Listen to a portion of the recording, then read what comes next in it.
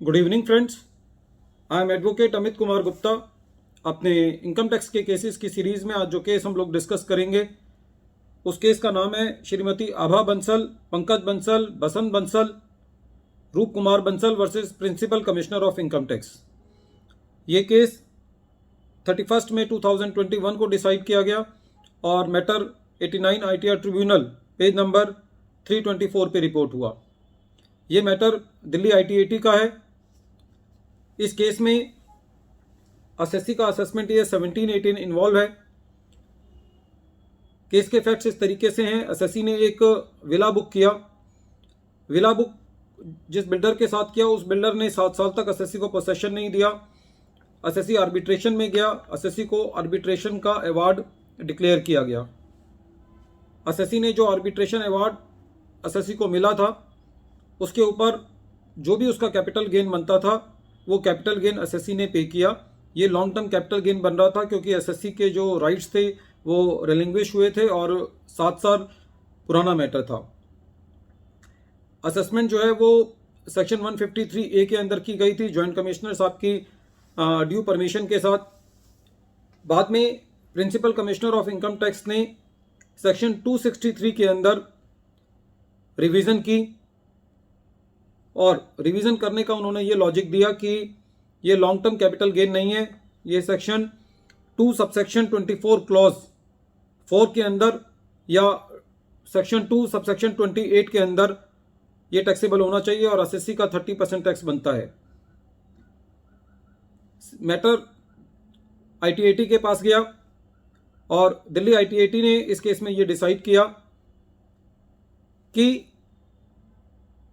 यहां पर इस केस में एसएससी ने अपने सारे फैक्ट्स असेसिंग ऑफिसर को दिए थे। असेसिंग ऑफिसर ने जो सेक्शन 153 के अंदर ऑर्डर पास किया था वो सारे फैक्ट्स को कंसीडर करके किया गया था और ड्यू अप्रूवल जॉइंट कमिश्नर की ली गई थी।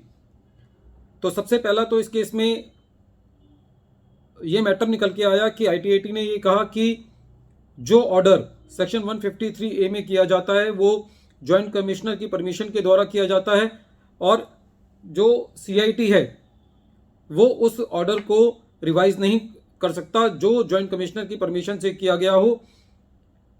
दूसरा फैक्टर इसके अंदर ये डिसाइड किया गया कि जब रिवीजन किया गया था तो 263 के अंदर एसएससी को जिस पॉइंट के ऊपर एडिशन किया गया था उसका शो कॉज नोटिस नहीं दिया गया था।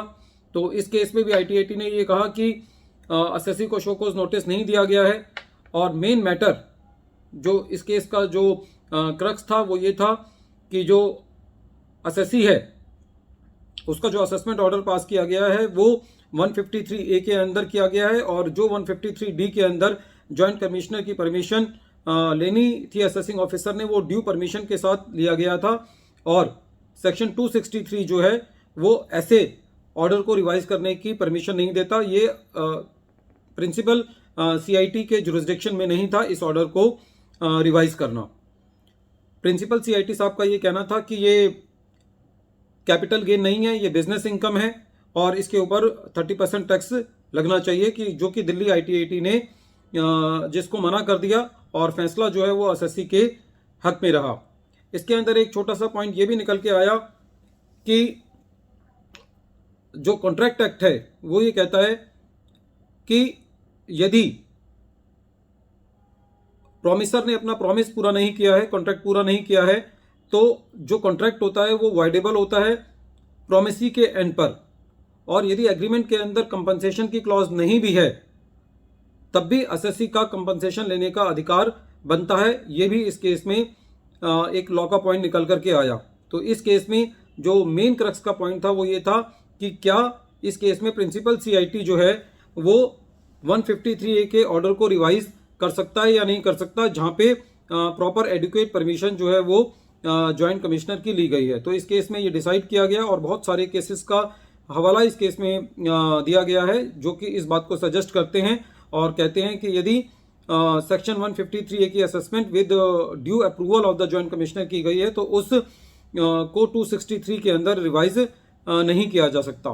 फ्रेंड्स, ये बहुत इंपॉर्टेंट केस है जहां पे कंपनसेशन एसएससी को रिसीव होता है और एसएससी उसको उसके ऊपर प्रॉपर कैपिटल गेन दे देता है, तो उस केस में वो जो कंपनसेशन रिसीव हुआ है उसके ऊपर उसको रेवेन्यू रिसीट नहीं माना जा सकता और वो एज ए कैपिटल गेन के बतौर ही टैक्सेबल होगा. This case is very important in dealing with all those cases in which the arbitration award has been given in favor of the assessee and the assessee has taken that income into his capital gain income.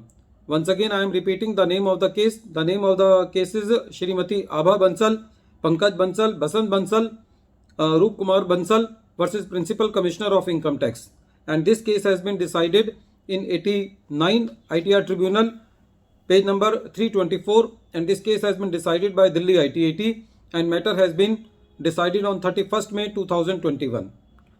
Friends, at the end of my deliberation, I appeal to you that please subscribe my channel and press the bell icon so that you may receive all the notifications of my future upcoming videos. Thank you, friends.